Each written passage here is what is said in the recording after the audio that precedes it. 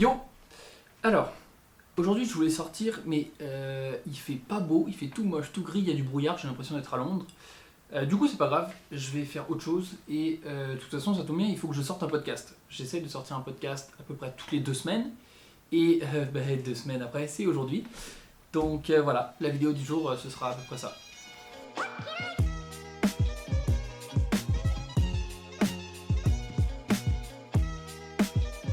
Le sujet du jour du podcast, c'est une fête du folklore chinois qui s'appelle le Festival des fantômes affamés. Et si le nom assez amusant vous intéresse, je vous mettrai le lien dans la description de la vidéo, mais ce ne sera pas le sujet de la vidéo. Non. Voilà, là on a tout. Alors, on a mon texte, tout écrit. On a le micro qui est prêt. Et la caméra pour le vlog. Du coup, moi je vous retrouve là. Alors, comme vous venez de le voir, j'ai tout mon texte qui est écrit. Il est écrit de façon comme si je parlais, de façon à ce que ce soit un peu plus naturel que juste un article ou un truc vraiment classique, histoire que ce soit quand même plus divertissant que pas que juste un mec qui lit un article en fait. Voilà. Du coup, c'est parti. Alors, je lance juste le micro. Salut Internet. Il y a 2 semaines, en Chine, le 2 septembre, c'était le festival des fantômes affamés.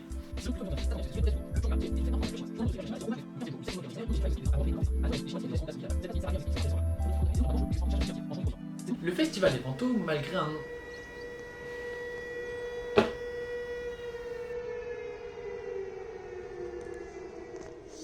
Voilà, là ce que vous entendez, c'est une alarme qui va sonner pendant une demi-heure, donc ça fait une petite pause quand même dans le podcast. Et j'avoue, je sais plus trop vraiment pourquoi c'est. Soit c'est parce que la Chine teste ses systèmes d'alarme ou je sais pas quoi. Peut-être. Ou alors c'est peut-être que les États-Unis nous envahissent. J'ai aucune idée. Ah oui, et petit fun fact. Attendez. Voilà. Cette alarme devait retentir au départ le 8-18, du coup le vendredi. Parce qu'en Chine, c'est un événement du calendrier lunaire chinois, et ils se sont dit, ouais, ce sera bien, ça fera la célébration en même temps. Puis après, ils se sont dit, ah ouais, mais non, c'est déjà un événement du calendrier lunaire, on va pas faire un truc en plus, ok. Et après, ils se sont dit aussi, mais on va pas faire résonner cette alarme une demi-heure le vendredi pendant que les gens travaillent, ça va être le bordel. On a reçu quand même un message de la mairie qui disait, une alarme va sonner, veuillez ne pas interrompre vos activités. Merci, ça va, une alarme, je vais pas en mourir. Bon, du coup, ils se sont dit, oh non, au lieu de ça, on va le mettre le 9-18, le 9-19, un samedi matin. Putain. Ok, on peut reprendre.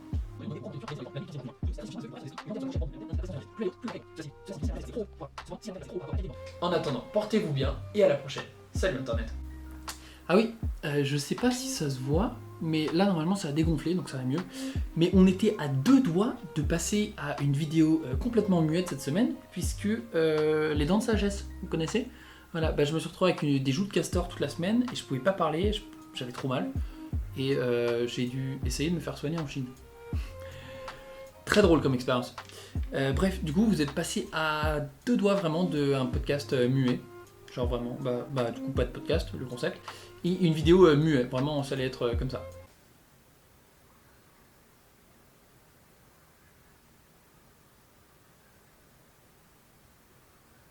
Parce qu'en fait, j'avais une joue de hamster, j'étais comme ça. Vraiment. Mais là, non, c'est bon, là ça se voit plus. Mais du coup, peut-être que ça s'entend un peu dans ma locution quand je parle. J'ai encore un peu mal, mais ça va mieux.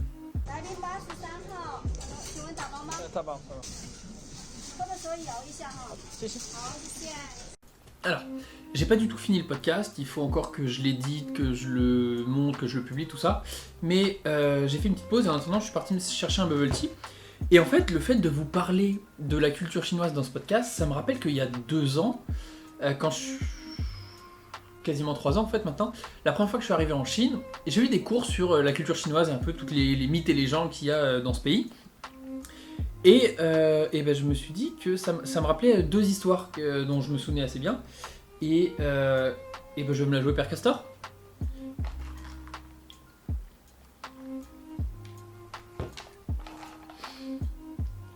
Alors, petit disclaimer avant qu'on commence. Ces deux histoires m'ont été racontées par une prof qui bosse dans le tourisme. C'est une prof chinoise pro-Chine qui bosse dans le tourisme. Donc son métier, c'est de faire venir des gens vers la Chine. Okay. Ensuite, cette même personne a déclaré que le Japon est une petite île sans humanité et que Tokyo c'est la Chine parce que le Japon a tout volé à la Chine. Je vous mets ces informations ici, vous en faites ce que vous voulez, mais c'est pour vous situer le personnage. Donc les gens sont peut-être à prendre avec des pincettes, mais je vous en parlerai juste après. Alors, la première histoire, c'est l'histoire de la création de la Ming Dynasty, la dynastie des Ming.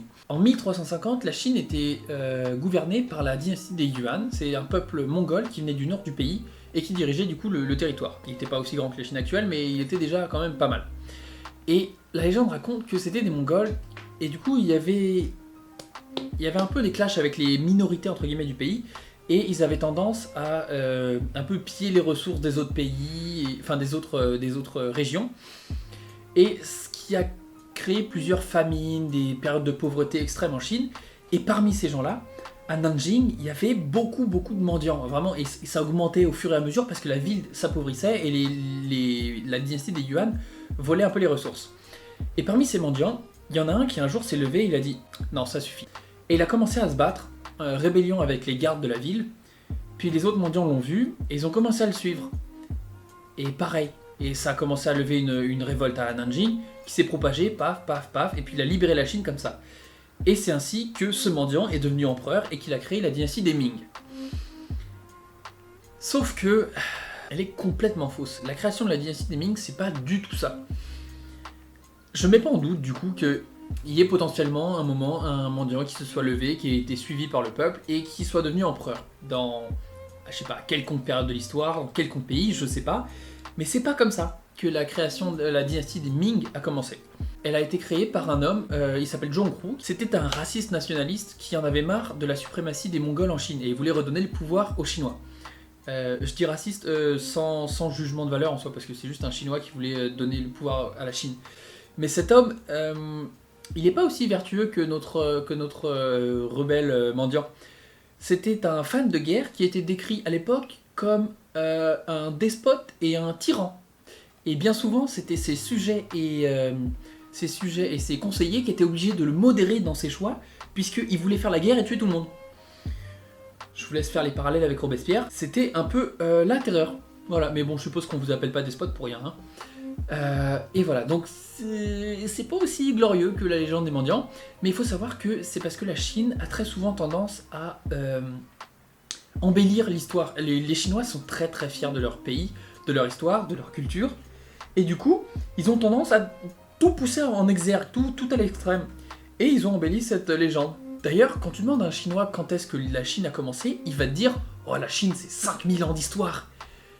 Sauf que mon petit coco, les premières traces de civilisation en Chine remontent à 1000 avant Jésus-Christ. Alors s'il n'était pas très bon en maths, ça fait 3000 ans d'histoire. Donc quand tu demandes à un Chinois ce qu'a fait son pays, il te rajoute tranquillement 2 millénaires de culture, dans le plus grand des calmes. Mais c'est normal d'être fier de son pays, c'est plutôt bénéfique. Et surtout que quand une partie de l'histoire est pas spécialement belle, t'as tendance à vouloir l'embellir. Et le truc, c'est que la dynastie des Ming, c'est une des dynasties les plus connues de Chine, une des plus puissantes, et c'est eux notamment qui ont créé les vases Ming. C'est juste les vases Ming, vous savez, ces vases qui se cassent dans tous les films et qui ont une valeur incroyable. Et ils viennent de cette époque-là. Les Ming, c'est aussi eux qui ont fait de Pékin la capitale de la Chine, qui ont créé la cité interdite, ce qui est pas trop mal, cette cité de l'empereur qui se trouve en plein milieu, en plein centre de Pékin. C'est eux qui ont créé une grande partie du mur, de la muraille de Chine, dont fait partie la section la plus visitée au monde de nos jours. Ils sont aussi, cette période est aussi à l'origine des 4 livres extraordinaires en Chine. Ce sont 4 romans, les piliers fondateurs de la culture chinoise, et parmi eux on trouve le roman Les Trois Royaumes. Les Trois Royaumes, c'est une histoire qui continue à fasciner les gens encore aujourd'hui, et on trouve des dizaines, des centaines, des milliers de films et séries chinoises sur l'époque des Trois Royaumes. On a aussi parmi ces romans La Pérégrination vers l'Ouest, le roman qui parle d'un moine de Chine qui fait le voyage vers l'Occident et qui va découvrir un peu les cultures et qui relate dans un journal ses aventures. Donc quoi ? Oui, c'est une période extraordinaire et du coup, comme le lancement de la dynastie était somme toute normal, un homme qui a fait la guerre, qui a destitué l'empereur et qui est devenu empereur, et bah ils ont voulu le pousser en exergue et du coup il y a un peu cette légende qui est née et bah qui est fausse. C'est pas grave, hein, c'est une belle histoire, mais c'est faux. Bon, je vais peut-être finir le podcast quand même.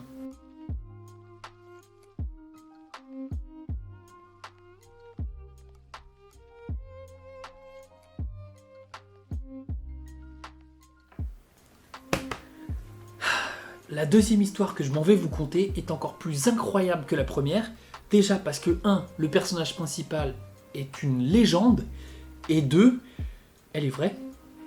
Tout ce que j'ai pu trouver, et j'ai essayé de checker les facts, et tout est vrai.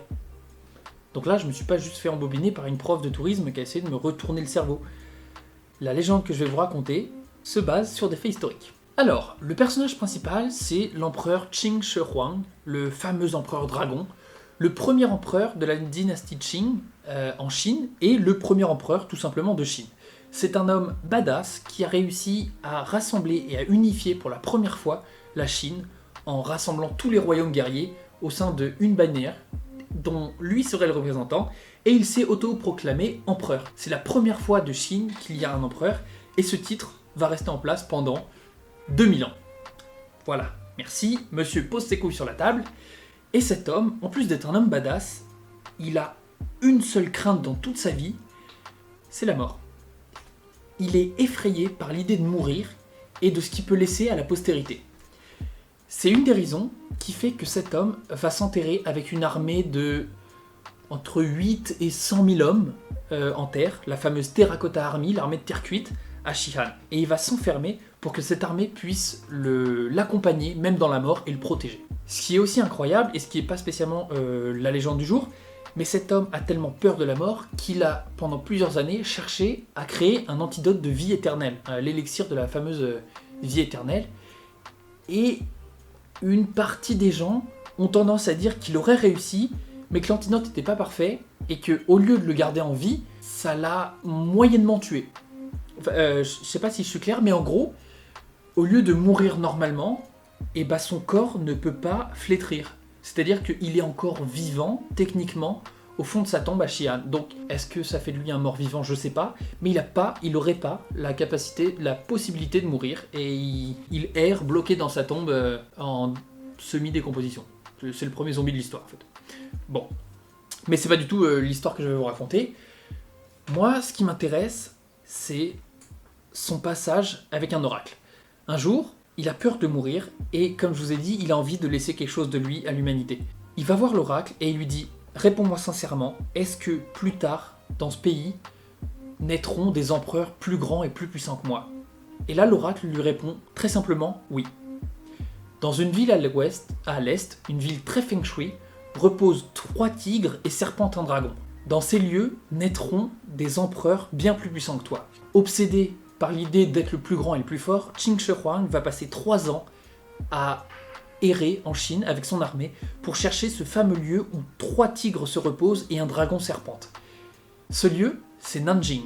Et en effet, dans la ville se trouvent 3 collines qui sont symbolisées par des dragons, et il y a un énorme fleuve qui passe et qui serpente au milieu de ces collines. Ce fleuve, c'est le dragon. Et ce lieu feng shui, dans la culture chinoise, ça a vocation à créer des énergies qui aurait potentiellement pu donner naissance à des empereurs plus puissants. Sauf que ce Qin Shi Huang, l'empereur dragon, va alors couper le fleuve pour dévier sa puissance et empêcher ses futurs empereurs. Et ce canal qui va creuser dans le fleuve, c'est le Qinghai River. Et c'est une des attractions les plus touristiques de Nanjing, qui est un spot sublime pour des photos, très beau éclairé la nuit, beaucoup d'activités. Et ce canal que j'ai réalisé cette légende après avoir visité Nanjing et j'avais visité le Qinghai River. Et ce canal, c'est un peu l'entaille coupée dans le dragon. Et en effet, là, il s'est pas trompé. En faisant ça, il a déjoué, il a cassé un peu ce flux feng shui de la ville. Et non, aucun empereur à Nanjing ne sera jamais plus grand que Qin Shi Huang. Et c'est d'ailleurs le plus grand empereur chinois tout court. Hein, du coup, il a bien géré. Et là où l'oracle a été plutôt fort, c'est que non, il ne s'est pas trompé, il y aura des empereurs, et Nanjing sera le berceau de nombreux empereurs chinois, Et en fait, Nanjing a même été à plusieurs reprises la capitale de l'Empire chinois. À vrai dire, même le nom Nanjing veut dire capitale du Sud. Et Beijing, par comparaison, c'est capitale du Nord. Donc oui, l'oracle avait raison, et Qing Shi Huang s'est battu pour rester le plus grand empereur du monde. Plus grand empereur chinois de l'histoire. C'est fort, c'est fort. Et je crois que j'ai fini de la jouer Père Castor. Donc si l'épisode vous a plu, si vous voulez en savoir plus sur les croyances et les légendes chinoises, je serais ravi de vous refaire un épisode là-dessus, parce qu'il y en a encore plein, et c'est... Franchement, c'est fascinant. Même moi, j'adore faire des recherches là-dessus. C'est une culture qu'on connaît pas assez, malheureusement. Bref, toujours... je suis en Chine encore pendant quelques mois, donc je sais pas si jamais vous avez des questions sur le système chinois, la culture chinoise, des trucs un peu précis, comme je vous ai dit la dernière fois, n'hésitez pas, ça me ferait plaisir de vous répondre en vidéo. Et puis sinon, portez-vous bien et à la prochaine. Ah oui, non, pas du tout. Si vous voulez en avoir plus, l'épisode du jour, c'était sur le Festival des Fantômes Affamés, un espèce de Halloween chinois. Donc si vous voulez avoir une petite histoire bonus, ça se passe en podcast. Voilà. Portez-vous bien et à la prochaine.